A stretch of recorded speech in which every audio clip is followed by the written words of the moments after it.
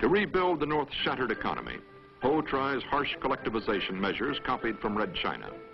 In 1956, his troops suppress a peasant revolt in his own home province. Ho blames pro-Chinese leaders for the brutal collectivization. For public consumption, Ho himself works on a primitive water wheel. He polishes his image as the gentle leader playing with children from the state-operated kindergarten near his residence, the former palace of colonial governors.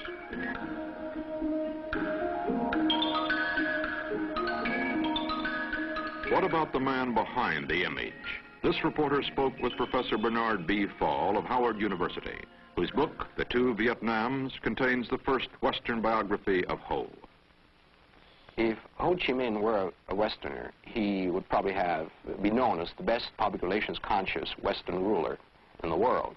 He is extremely response conscious.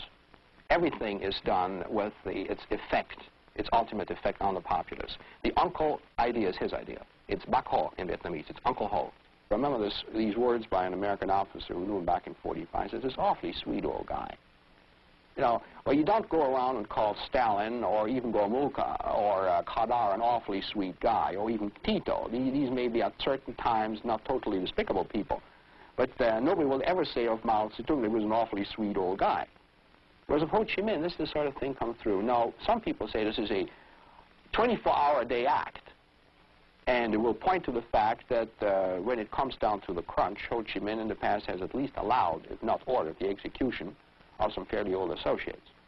But Ho Chi Minh has succeeded in preserving, in keeping a distance from all this. It's always the assumption, if only Ho Chi Minh knew, these things wouldn't take place. And this has really been a fantastic performance in this particular sense. Nothing that ever happens in North Vietnam that's bad reflects on Ho Chi Minh as a person.